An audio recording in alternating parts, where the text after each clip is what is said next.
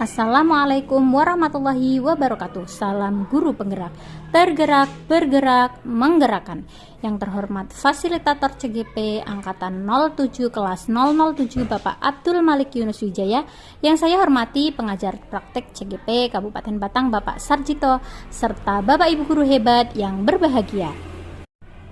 Pada kesempatan kali ini, saya Husnunisa CGP Angkatan 7 dari Kabupaten Batang akan memaparkan aksi nyata penerapan modul 2.1 dan 2.2 implementasi pembelajaran yang berpihak pada murid dan pembelajaran sosial emosional. Cek. Assalamualaikum warahmatullahi wabarakatuh.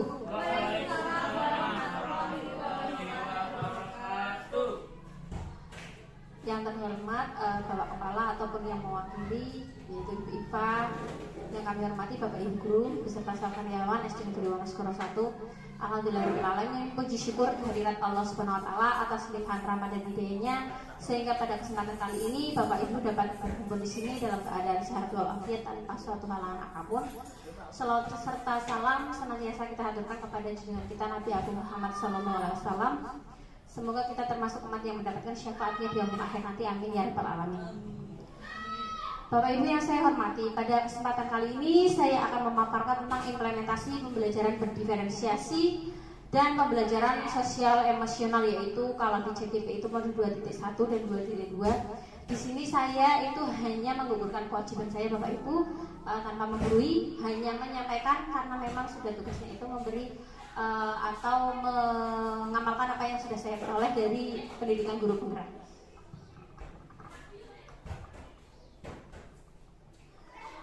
Kesepakatannya pada kesempatan kali ini yaitu memulai dan mengakhiri kegiatan tepat waktu. Kita mulai jam 11 lebih 10 menit, nanti berarti 30 menit lagi jam 12 kurang 20 menit, seperti itu ya Bapak Ibu ya.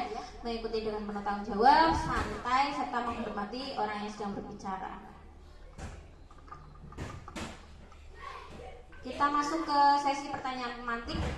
Di sini ada suatu kasus, Ibu Ranjana adalah guru kelas 3 SD dengan jumlah murid sebanyak 32 orang. Saat ini ia sedang mengajarkan materi tentang perkalian. Saat diberikan tugas menyelesaikan soal-soal perkalian, di antara 32 murid di kelas tersebut, Bu Ranjana melihat ada 3 murid yang selesai lebih dulu. Karena dia tidak ingin 3 anak ini tidak ada pekerjaan dan malah mengganggu murid yang lain, akhirnya ia memberikan lembar kerja tambahan untuk 3 anak tersebut. Jadi jika anak-anak lain mengerjakan 15 soal, maka untuk 3 anak ini Bu Ranjana memberikan soal sebanyak 25. Nah, pertanyaannya yaitu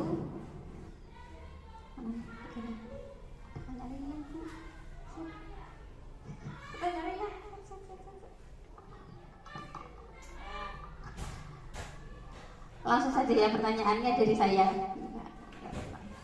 Apakah Bapak Ibu itu setuju dengan apa yang dilakukan oleh Ibu Ranjana? Dan berikan alasannya kalau misalnya setuju. Boleh kalau salah satu ada yang mau menyampaikan, kalau tidak ya berarti di dalam hati saja, tidak apa-apa. Dipikirkan terlebih dahulu ya.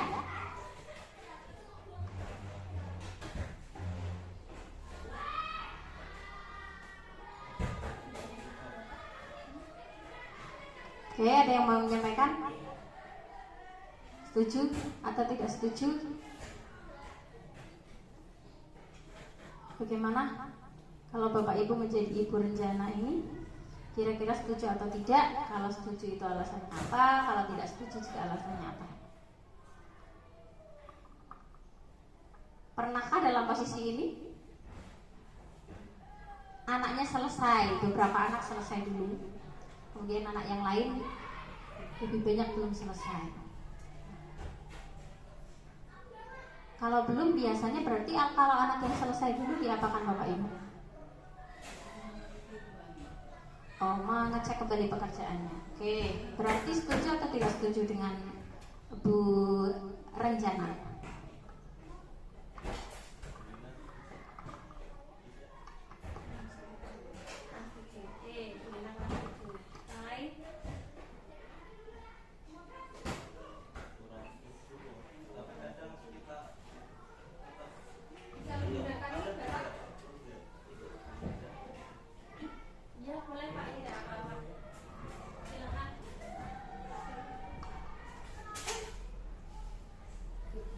Baik, untuk kasus Ibu Renjana karena ada 3 murid yang sudah selesai, namun karena waktunya mungkin masih panjang, akhirnya Bu Renjana menambahkan 10 soal untuk 3 anak. Kalau menurut saya pribadi ini saya sebenarnya kurang setuju, karena akhirnya gimana ya, ada tambahan. Yang tadinya senang udah selesai, kok ada tambahan lagi Bu. Tapi kondisional juga, karena hal tersebut pernah saya alami juga dan saya pernah mempraktekannya ibu-ibu. Saya tambah. Yang terjadi si anak tersebut tetap mengeluh, kok ditambah Bu, seperti itu. Tapi saya kurang setuju, tapi saya pernah melakukannya seperti itu Bu. Cukup dari saya. Bagus sekali Pak Huda. Benar ya, pengalamannya seperti itu ya. Mungkin teman-teman yang lain juga semacam itu. Setuju bahwa memang yang dilakukan Ibu Renjana, kalau dulu kita pada saat sekolah itu sudah selesai mengerjakan kemudian diberi tambahan, tentu mengeluh ya, tidak suka. Saya pun kalau menjadi muridnya Ibu Renjana, lebih baik saya memelankan pekerjaan saya agar tidak cepat selesai, agar tidak ditambah soalnya. Kenapa bisa sampai 10 soal? Apa selisihnya dengan teman-teman yang lain? Dan pasti bobotnya sama saja, soalnya seperti itu saja. Oke. Nah, pembelajaran berdiferensiasi adalah serangkaian keputusan masuk akal, common sense, yang dibuat oleh guru yang berorientasi kepada kebutuhan murid. Di mana kebutuhan setiap individu murid itu berbeda-beda. Saya tidak pernah percaya kalau Bapak Ibu bilang murid Bapak Ibu itu semuanya sama. Pasti Bapak Ibu juga seperti itu. Tidak ada yang sama, pasti beda. Bahkan antara yang pintar yang satu dengan pintar yang lain itu berbeda. Sehingga guru harus membuat, merancang dan melaksanakan suatu konsep pembelajaran yang sesuai dengan keberagaman muridnya di kelas. Pasti Bapak Ibu setuju dengan saya, oke? Ciri dan karakteristik pembelajaran berdiferensiasi. Yang pertama, mengkategorikan murid dalam 3 aspek, yaitu kesiapan belajar, readiness murid. Nah, kesiapan belajar ini meliputi apa? Nah, ada murid-murid yang sebelum kita memberikan contoh ya, konsep perkalian, pastinya anak tersebut harus siap dan juga sudah punya bekal kemampuan penjumlahan. Oke? Nah, ketika anak itu belum bisa penjumlahan, tentu saja berarti readiness-nya belum ada. Itu yang pertama. Kemudian minat murid. Kalau minat murid itu karena kita tahu sendiri tidak semua anak itu suka matematika, tidak semua anak ada yang hanya sukanya PJOK dan sebagainya. Memang anak-anak itu punya minatnya tersendiri. Ada anak-anak juga yang sesuai dengan profil belajar murid.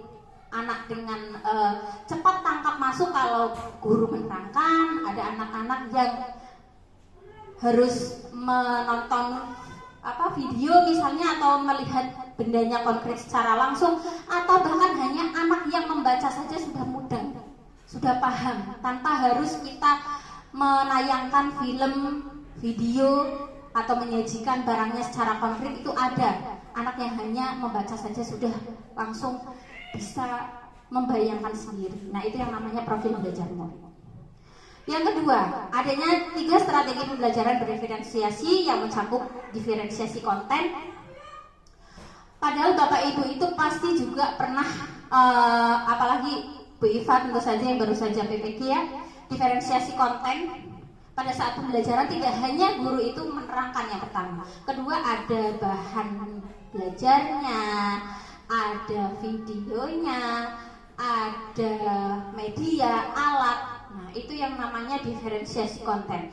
Jadi anak itu tidak hanya membaca buku saja. Kalau di buku ada, ya gurunya juga menerangkan, videonya juga ada. Jadi ada anak-anak yang harus dengan visual, ya anak itu bisa melihat dengan visual. Anak-anak dengan karakter mendengarkan juga bisa masuk karena ada penjelasannya dari guru. Anak-anak yang suka melihat gambar juga bisa lihat langsung di gambar-gambar yang sudah disiapkan oleh gurunya. Nah, itu yang namanya diferensiasi konten. Kalau diferensiasi proses, ini saya salah nulisnya kelebihan N. Nah, kalau diferensiasi proses itu berarti pada saat prosesnya itu bagaimana anak-anak itu mendapatkan materi, bisa dengan anak-anak ini praktek dalam kelompok misalnya, atau berdiskusi, atau anak-anak ini diberi kesempatan maju menyampaikan apa yang anak-anak ini dapatkan atau anak-anak ini paham, belajar secara langsung ataukah hanya membaca. Nah, itu yang namanya diferensiasi proses kelompok belajarnya. Yang ketiga adalah diferensiasi produk. Nah, diferensiasi produk ini yaitu hasilnya tidak harus sama Bapak Ibu. Jadi misalnya ada kompetensi puisi misalnya, untuk anak-anak yang mahir dalam hal menyampaikan, boleh anak-anak itu hanya membacakan puisi saja. Kita menilai dari anak itu mengekspresikan puisinya dalam bentuk video bisa, atau di depan kelas langsung juga bisa.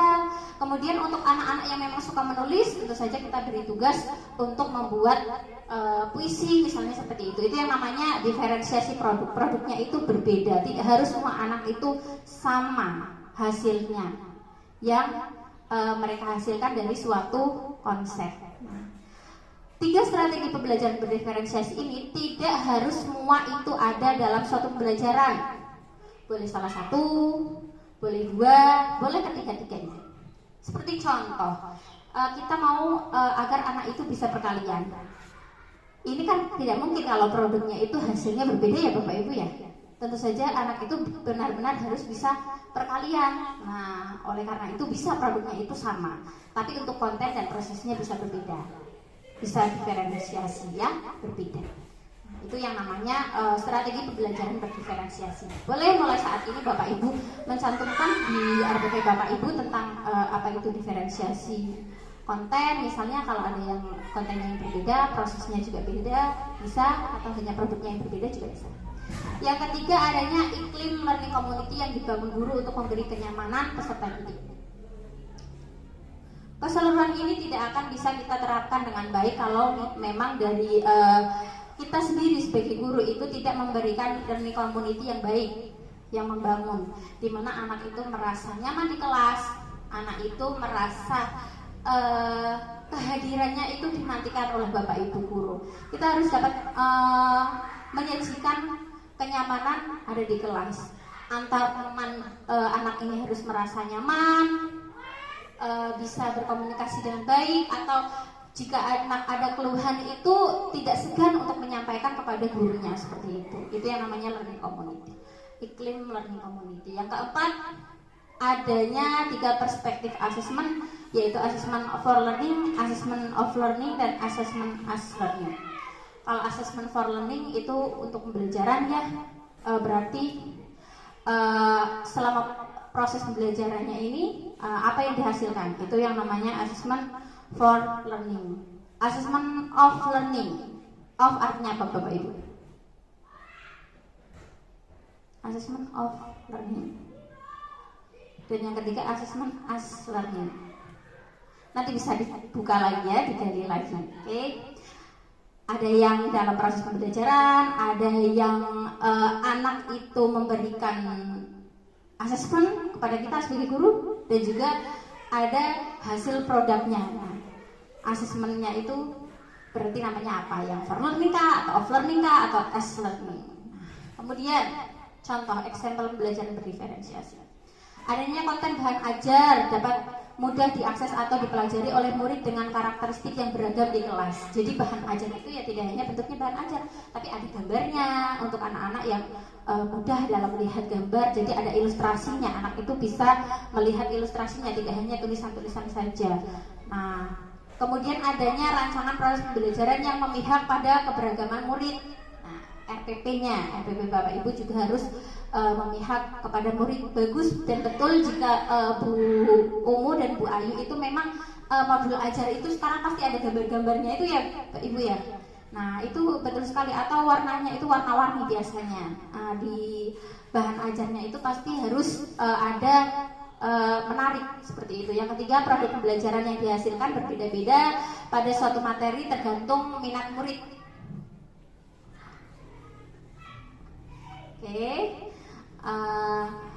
Kemudian yang keempat, adanya iklim belajar yang dibangun guru untuk memberi kenyamanan terhadap peserta didik dalam pembelajaran. Dan yang kelima, adanya 3 perspektif penilaian tadi ya. Kemudian yang bukan contoh pembelajaran berdiferensiasi, yaitu konten ajar hanya dapat diakses oleh murid-murid tertentu atau hanya murid-murid yang sudah tingkat abstrak. Kemudian rancangan pembelajaran hanya cocok untuk murid dengan kemampuan rata-rata. Kemudian hanya dapat satu jenis produk yang dihasilkan, dan iklim belajar belum memberi kenyamanan bagi murid atau hanya berpusat pada guru. Sebelum kita lanjut ke pembelajaran sosial emosional, ada yang ingin disampaikan? Hanya penyampaian saja atau lanjut? Oke, pembelajaran sosial emosional.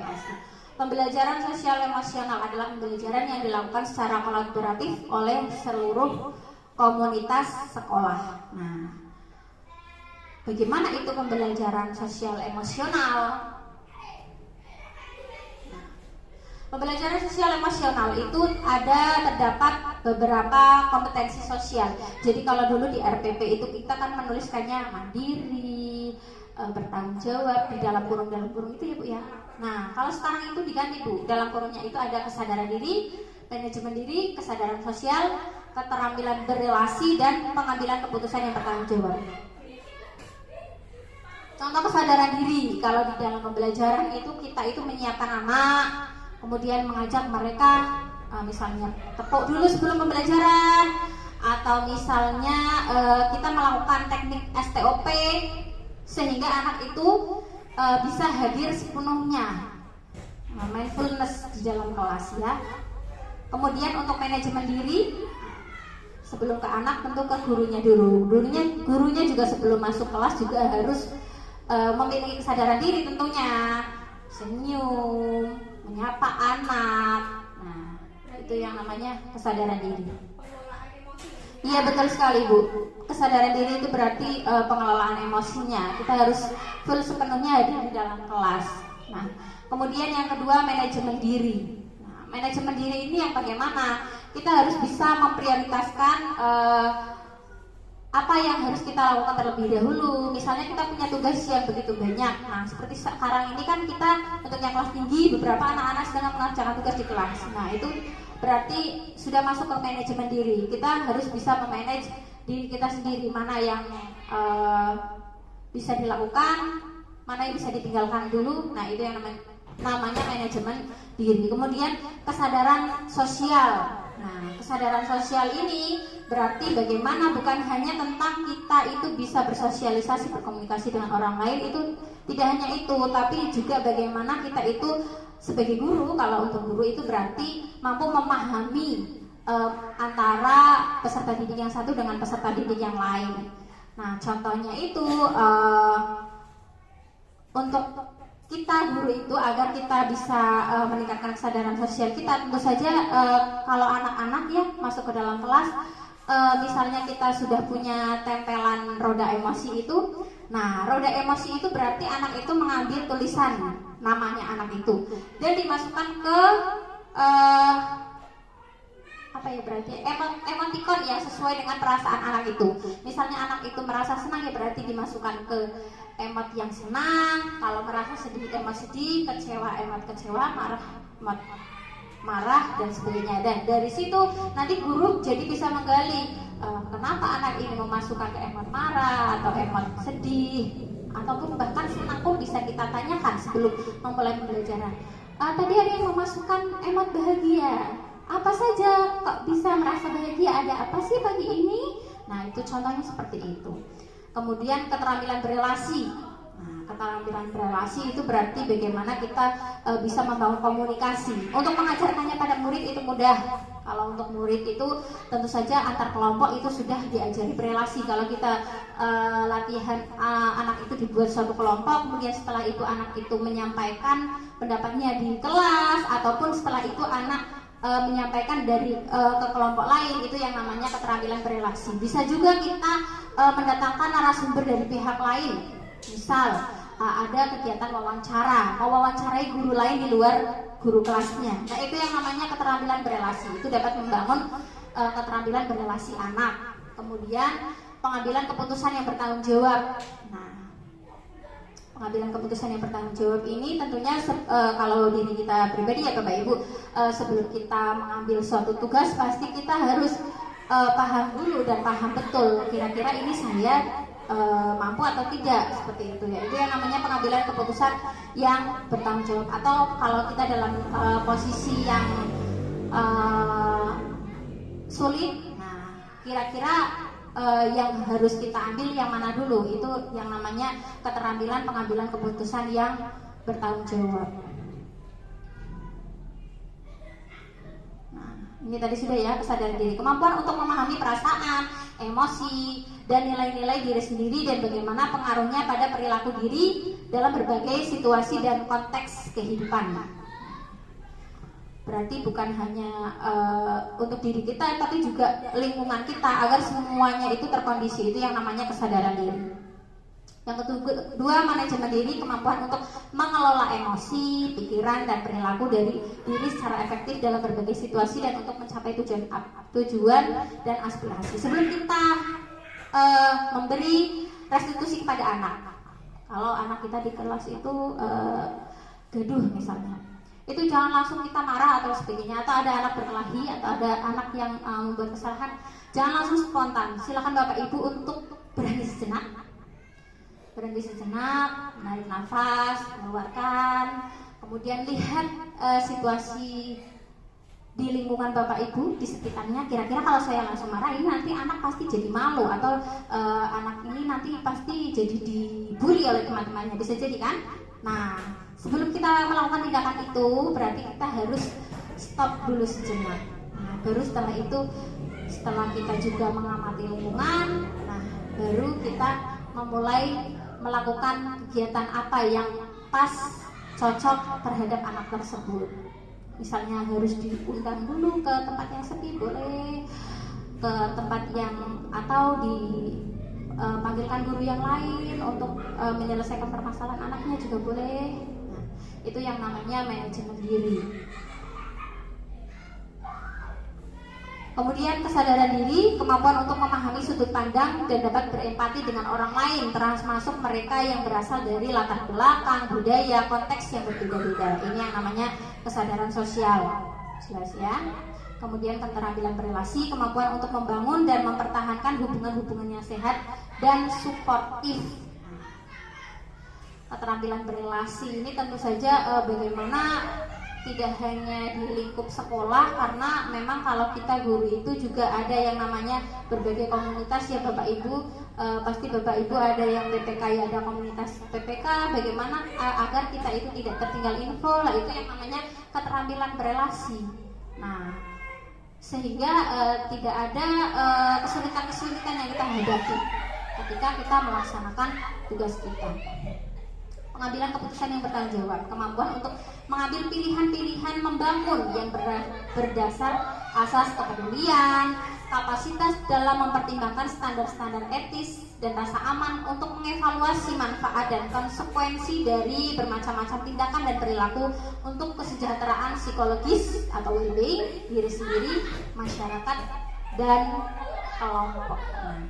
Kesejahteraan psikologis, itulah tujuan dari PSI ini, agar kita psikologisnya itu terbangun sampai kita sekarang seperti posisi sekarang ini. Karena apa? Sebelum kita mengajarkan PSI kepada peserta didik, kita juga harus sudah punya kesejahteraan psikologis kita sendiri kita ya. Nah, untuk teknik stop yang tadi saya sampaikan untuk menumbuhkan kesadaran penuh atau mindfulness, itu bisa dengan teknik stop, berhenti sejenak, ambil nafas dalam, amati sensasi dalam tubuh, kepala, leher, tangan, seluruhnya sampai kaki yang kita pijakan di lantai. Kemudian pikiran dan lingkungan kita, mengamati lingkungan. Yang terakhir yaitu selesai dan lanjutkan aktivitas kita.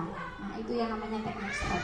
Kalau misalnya kita emosi nih, misal kita dari rumah ada masalah, misal atau di jalan ada masalah, misalnya mau ketabrak kucing, jadi seperti itu misalnya ya, kita masih ada deg-degan. Nah, sebelum kita masuk ke dalam kelas bisa kita menggunakan teknik stop ini, menumbuhkan kesadaran penuh kita, mindfulness. Nah, caranya seperti itu.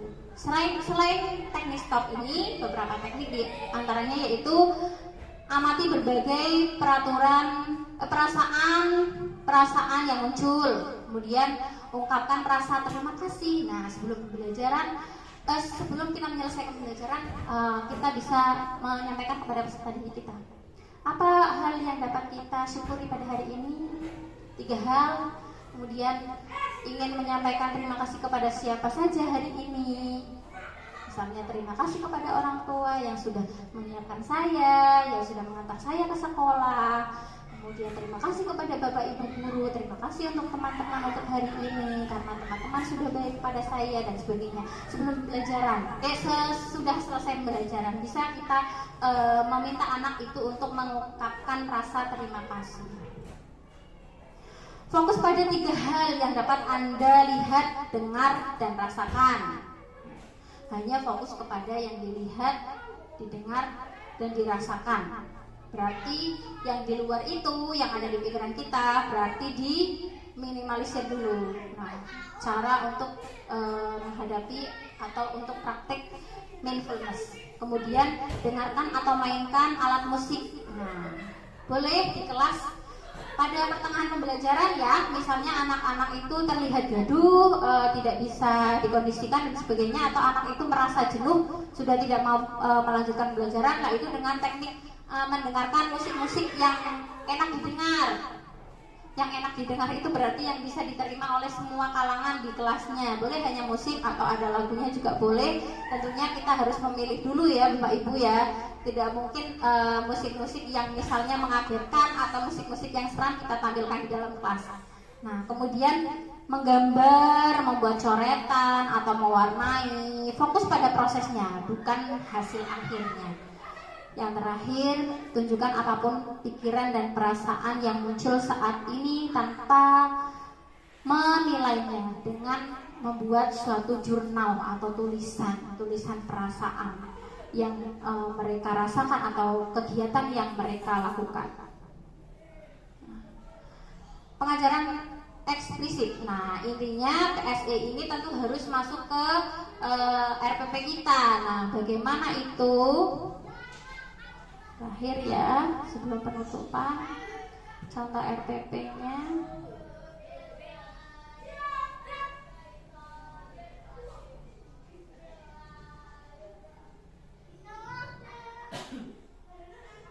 Ini contoh RPP saya Bapak Ibu. Jadi sama saja ya Bu ya, antara PPG dan juga CGP juga ada ya Bu yang buat RPP juga. Nah, informasi umumnya ada profil pelajar Pancasilanya, nah, kemudian ada asesmen diagnostiknya, diagnostik awal. Nah, bagaimana cara kita mencari asesmen diagnostik bisa dengan tanya ke guru sebelumnya, bisa melihat rapor anak yang sebelumnya, bisa juga tanya kepada orang tua atau wali peserta didik. Kemudian tindak lanjut yang akan kita laksanakan, hasil pengelompokannya nanti bagaimana. Nah, aktivitas pembelajarannya di sini ada KSE-nya.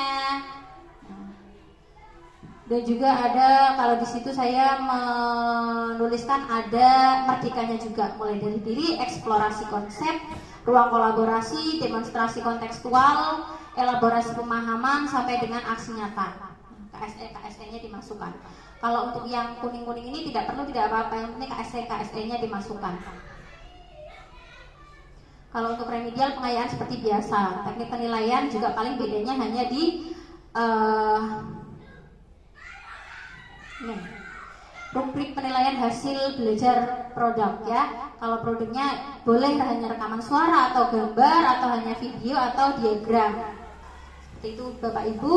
Nah, demikian yang dapat saya sampaikan. Manakala tadi selama penyampaian dirasa ada yang kurang, Saya pribadi mohon maaf.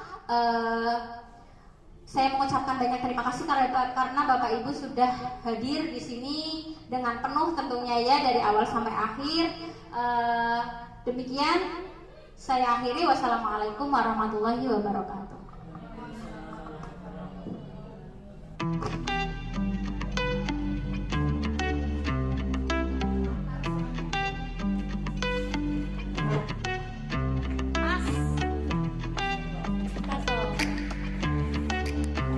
Demikian pemaparan aksi nyata modul 2.2 pembelajaran sosial emosional. Semoga apa yang saya paparkan dapat bermanfaat terutama bagi diri saya pribadi untuk menjadi guru yang lebih baik. Salam dan bahagia. Wassalamualaikum warahmatullahi wabarakatuh.